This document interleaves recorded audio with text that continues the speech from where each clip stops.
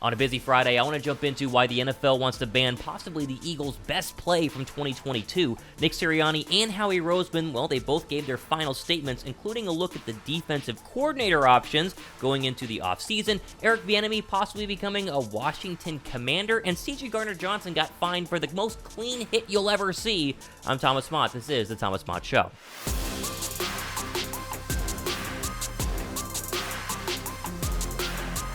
What's up, guys? Thomas Mott here. Welcome to the Thomas Mott Show on a Friday. A lot of interesting notes and nuggets today. Not one giant story, a bunch of much smaller stories, but all have a lot of impact on Philadelphia, and I think are really fascinating. Starting with the dumbest one of the day, and that is the NFL wanting to ruin all of the fun, because that's what the NFL does. It's the no fun league. That's what they do. How about this? From the 33rd team, they said this, quote, pushing a ball carrier to help move forward, him forward has been legal in the NFL since 2005 and in the college game since 2013. Now you're saying, Thomas, what are you talking about? I'm talking about what you're seeing on your screen.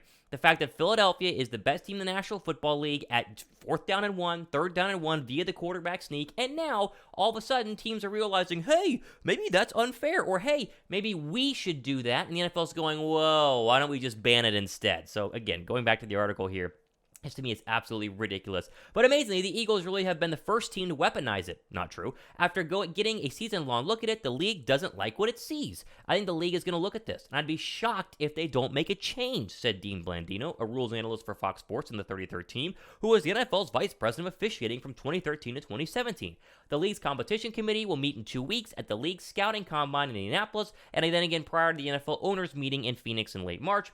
The push will be on their agenda. I didn't know it was called that. Any rule changes, recommendations by the committee will be voted on by the owners in Arizona. I was talking to Denver Broncos coach Sean Payton during Sunday's game. He said, we're going to do this every time next season if they don't take it out, Blandino said, end quote. Again, if you don't know what we're talking about, it's the fact that Philadelphia has an incredible quarterback, basically run a quarterback sneak on 4th down and 1, where they line up 3 players behind Jalen Hurts, the offensive line, which is incredible. There's a reason to that. Pushes forward, they kind of block, falling for the legs. Hurts is a big push behind him, and he runs forward for a first down. And Philadelphia was highly successful at this, and Philadelphia might not be able to do it going forward because the NFL is going to ban it. Now, should the NFL ban this play? Let's just be very, very real. No. Absolutely not. This is a legal play. Keep it in. You know what the NFL should do? The NFL should encourage all the rest of the NFL coaches out there to do the same play. But guess what? They don't do the same play. You want to know why? They're not as good as Philadelphia is at it. They don't have Philadelphia's offensive line. They don't have Jordan Mailata, who's like 8'8" and 900 pounds, pushing people off of Jalen Hurts. Our offensive line is better than yours. Plus, Jalen Hurts has figured out how to do this properly. You know, there was another really good quarterback who also figured out how to do it properly, and they never considered actually banning it. Who was that? Tom Brady did it all the time, and yet they never complained about it. Now, Jalen Hurts does it, and we got to get this one out of the league. It's completely unfair. Absolutely ridiculous. Teams don't do this, one, again, because their offensive lines aren't that good, and two, it's risky. You're diving at people's ankles. It's very close quarters contact. Jalen Hurts could get hurt doing this, but he knows how to protect himself and was able to be successful with it. The fact that the NFL is going to consider getting rid of this is, to me, one of the dumbest things out there. Just either duplicate it if you're another team or figure out how to stop it. And guess what? Teams can't, because not only can Jalen Hurts go forward, he can pitch it out to Miles Sanders, he can sneak it to the left like he did for the 2-point conversion against the Bears this year. It is a perfectly done play, and it's not the Eagles' fault. They're better at it than everybody else. Again, at the very end of the article, I think Sean Payton says it right. We're going to do this every single time next season. Okay, perfect. Good idea. Why didn't other teams do it the rest of the year? Because they don't want to. Trust me, because they don't want to. Utterly ridiculous. This is stupid. Sorry, we're better at it than you are. It's as simple as that. Sorry, we are better at it than you are. Line up, try and stop it. Maybe draft some big D tackles. That way you can stop it. Oh, wait, you haven't done that because you're focusing on pass rush and not interior defensive line.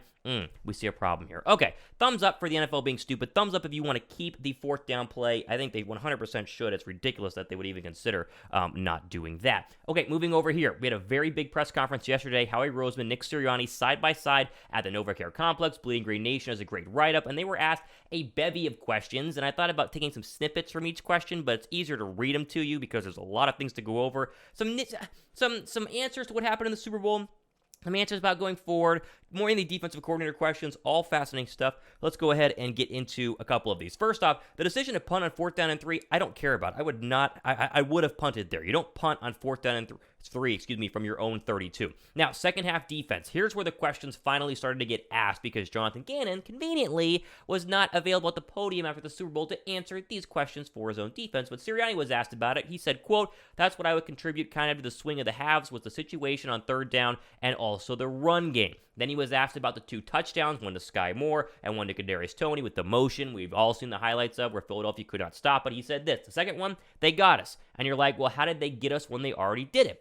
We were in a completely different coverage, a completely different scheme than that we were doing. We were running to catch up with the motion, and he fell back and ended up scoring on the play. But what also doesn't go into play either is that a lot of times that we've adjusted with that motion, and the way we've done it, that has helped us a lot in the red zone as well. Credit to them for finding a way to attack it. Again, it was 2 different coverages that they did. Credit to them for going back on something that worked for them as well. So he admits that they did try something else, but still it didn't work. Then, asked about the coaching changes with the coordinators leaving, DC, OC, what are you going to do, Nick? He says this, quote, So constantly want from our position coaches to our coordinators, all the way to our quality control coaches and assistant position coaches. I want them involved in everything. I try to give them things to help me throughout my career. That's my job as the head coach. Now, when asked about who you're going to hire, in-house options, external options, Sirianni said this: I do believe we have great options in-house because when you're grinding to put together a staff, you're not just putting together the offensive and defensive coordinators. As a matter of fact, really the offensive defensive coordinators, when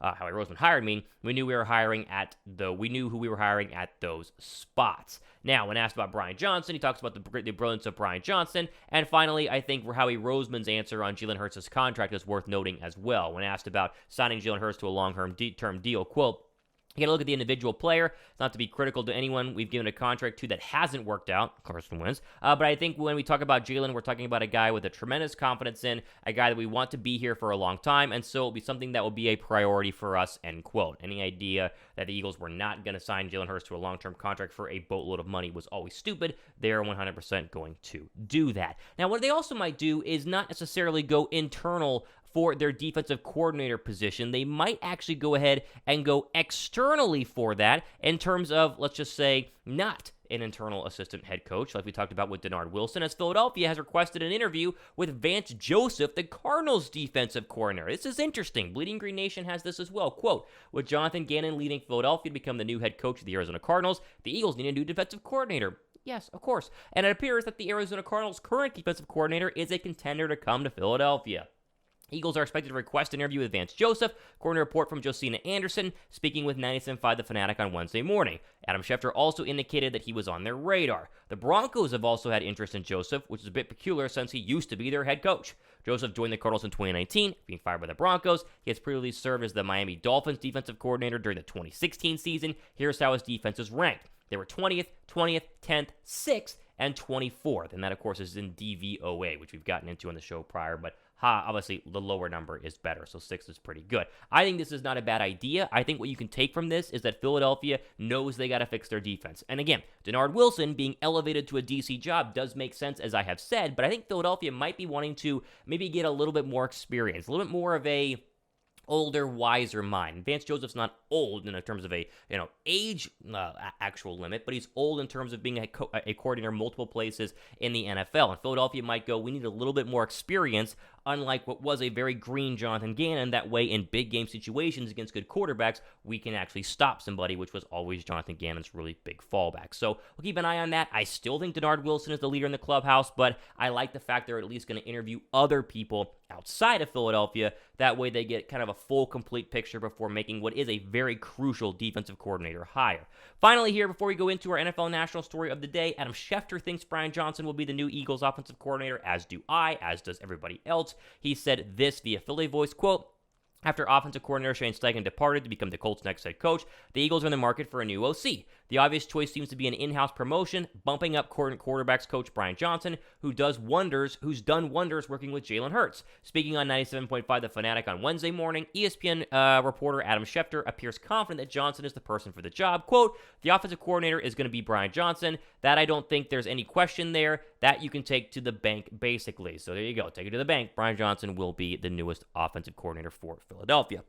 All right, one more quick story here. I want to jump over to some NFL national stories, most notably the Eric Bieniemy one, because this to me is fascinating, mainly due to the fact he's tied to the Washington Commanders, who is a team inside our division. According to multiple reports, Eric Bieniemy might be leaving Kansas City on top. Just days after celebrating his second Super Bowl triumph, the longtime Chiefs offensive coordinator is working towards a deal to become the new OC in Washington, NFL Network insider Ian Rappaport reported Friday per a source. There's mutual interest as both sides work through specifics, according to Rappaport, but with Bieniemy as the Commander's top choice, the hiring should be made official on Friday if all goes well. By the time you watch this show on a Friday afternoon, he probably will be the new offensive coordinator for the Washington Commanders. This is a good hire for Washington. I know we root for Philadelphia here on this show, but this is a great hire. Now, I think I would say, what do you call it? The whole aura around Eric Bieniemy and the head coaching drama that's been over the past couple of years is due to the fact he's been with the Kansas City Chiefs, right? And people talk about other factors out there, all the politically charged factors as to why or why not he's not a head coach in the NFL. But I do think a lot of teams are hesitant due to the fact that Eric Bieniemy's boss is Andy Reid, one of the greatest offensive minds in the National Football League, and his quarterback is Patrick Mahomes, the greatest quarterback in the National Football League. And by default, if you're the third person on a superstar project trio, you might not be as appreciated as you might be somewhere else. And so if you're Eric Bieniemy and you've never gotten a head coaching offer, you've been interviewed a couple of times, but no one's taken you, maybe you finally put two and two together and go, I think I need to prove myself with a lackluster quarterback and a different head coach. And he can do that in Washington. Eric Bieniemy can go to Washington and take the Commander offense from what's been a quarterback nightmare. They can't figure out the quarterback spot, yet they have a lot of talent at running back, at wide receiver, at offensive line, and he can change that system. He'll be a head coach next year. It'll be that quick. He'll be the most coveted head coach next year. Again, the National Football League, people, want to put these politically charged things in and around these sort of things. Owners and coaches, and I should say GMs, are very specific about who they hire. It's a very, very big deal because you're signing these guys